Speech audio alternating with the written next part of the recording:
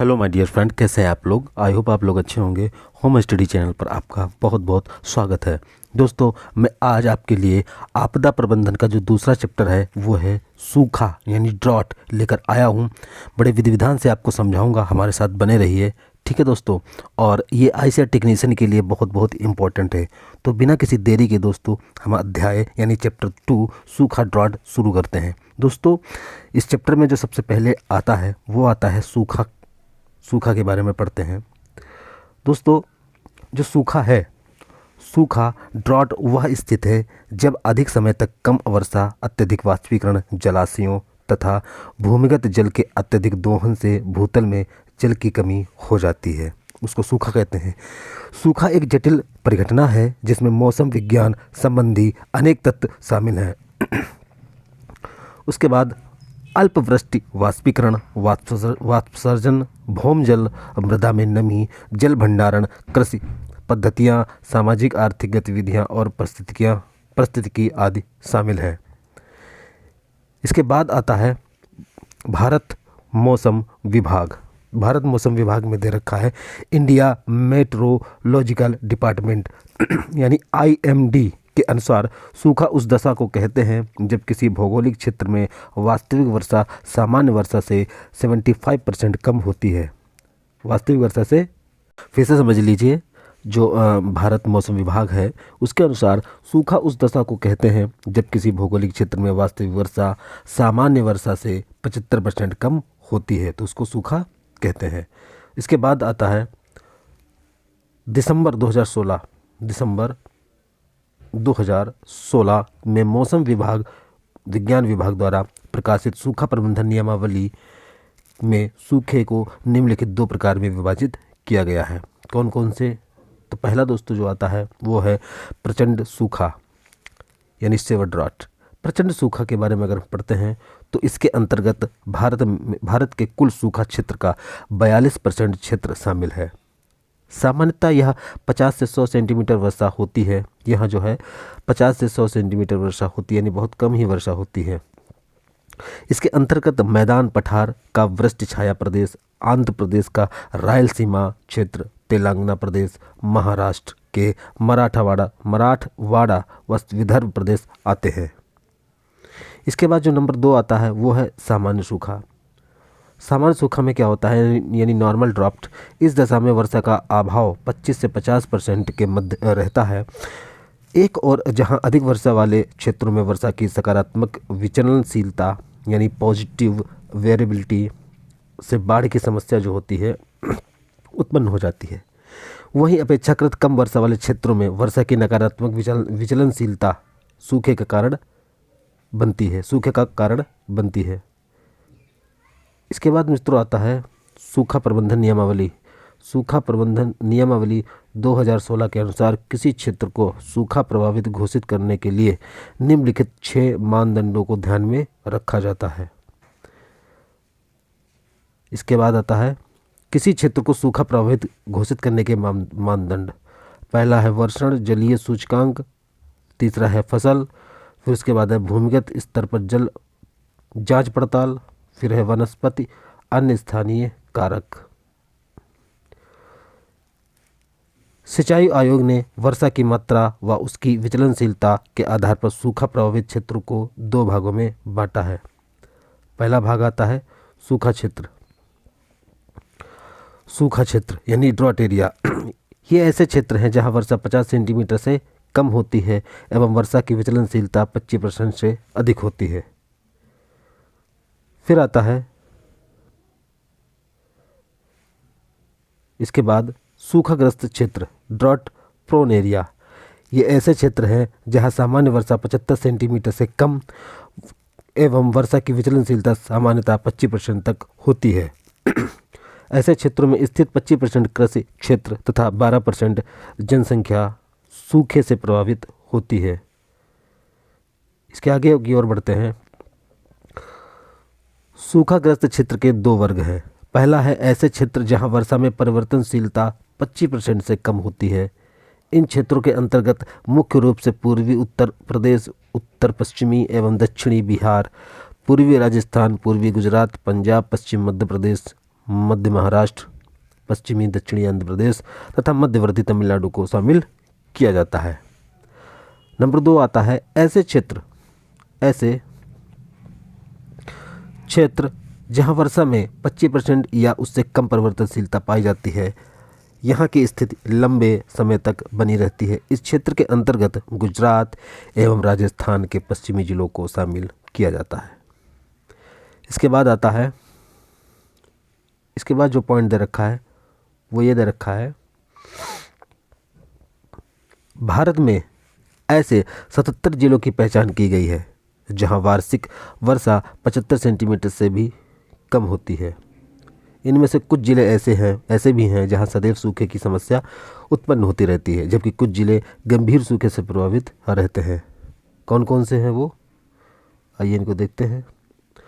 मध्य प्रदेश है पहला, महाराष्ट्र, कर्नाटक, उत्तर प्रदेश, राजस्थान तथा गुजरात के अनेक जिले प्रायः सूखे से प्रभावित रहते हैं।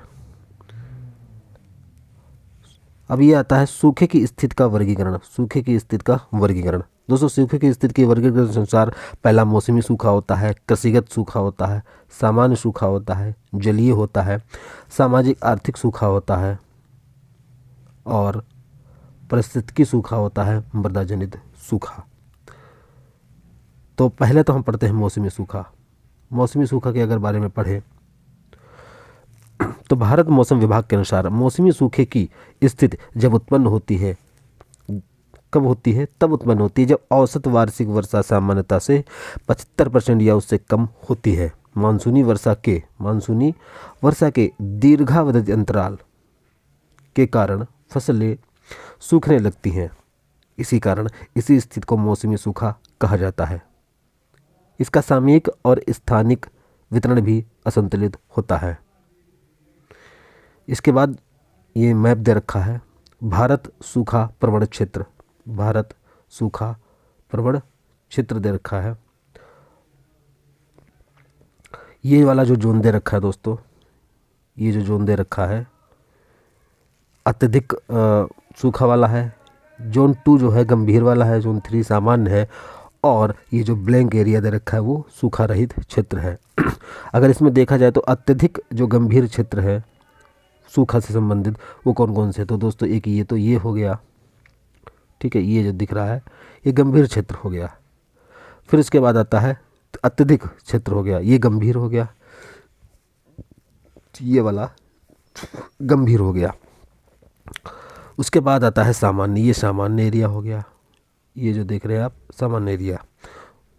और इसके बाद ये जो है ब्लैंक एरिया है, यानी सूखा रहित क्षेत्र। यहाँ सूखा की संभावना लगभग ना के बराबर रहती है। उसके बाद हम पढ़ते हैं मौसमी सूखे के कारण। Kaza metrology drought. नंबर 1 है मानसूनी वर्षा में दीर्घावधि अंतराल। नंबर 2 जेट स्ट्रीम की दक्षिणी शाखा की पुनर्स्थापना। ये कारण दे रखे हैं मौसमी सूखे के कारण। अरब सागर में ठंडे जल की उपस्थिति एवं शीतल सोमाली धारा का अरब सागर तक विस्तार, ये भी एक कारण है मौसमी सूखा के अनुसार। मानसूनी का देर से आगमन, शीघ्र अवसान होना, यानी देर से आना और जल्दी चला जाना। फिर इसके बाद आता है मानसूनी द्रोणी का हिमालय क्षेत्र के समीप तक आ जाना। अगला पॉइंट है भारत के उत्तरी पश्चिम भाग में कम वायुमंडलीय दबाव के कारण वर्षा में कमी। ये सब मौसमी सूखे के कारण है। इसके बाद जो आता है कृषिगत सूखा अगर देखें तो कृषिगत सूखा एग्रीकल्चरल ड्रॉट, लंबी अवधि तक मृदा में नमी की कमी होने के कारण फसल विफलता, निम्न फसल उपज, फसल की निम्न गुणवत्ता, धूल उत्सर्जन आदि दशाओं की स्थिति को कृषिगत सूखा कहते हैं। अब इसके कारण जान लेते हैं। कृषिगत सूखा के कारण वर्षा का सामान्य से कम होना, मानसून का उपयुक्त समय के बाद आना या समय से पहले वापस लौट जाना, 2 बौछारों के बीच अवधि यानी मानसून ब्रेक जिसको बोलते हैं। अगर बोला जाए मानसून ब्रेक किसे कहते हैं तो 2 शॉर्ट्स के बीच की जो समय अंतराल होता है उसको कहते हैं। का लंबा होना, अल नीनो की स्थिति। उसके बाद आता है सामान्य सूखा।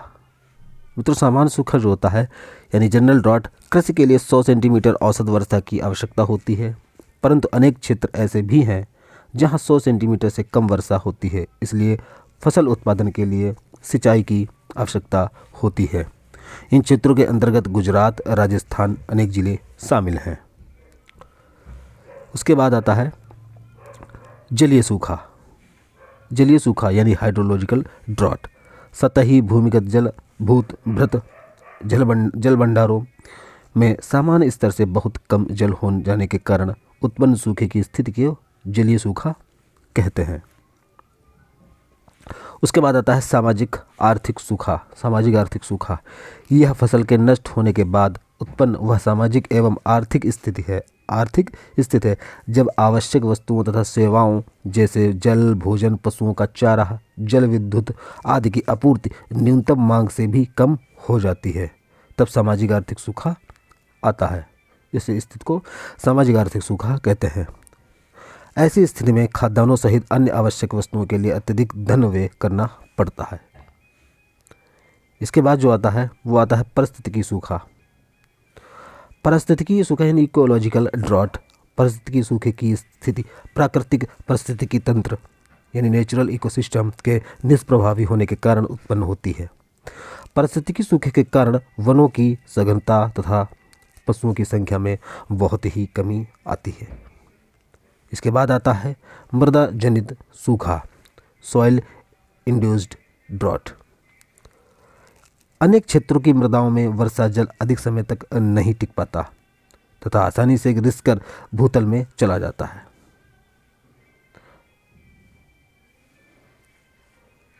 इसी कारण ऊपरी सतह में नमी की कमी हो जाती है, जिसे मृदा जनित सूखा कहते हैं। इसके बाद जो आता है मानव प्रेरित सूखा संकट के कारण। इसमें पहला जो आता है पॉइंट भूमिगत जल का अत्यधिक दोहन।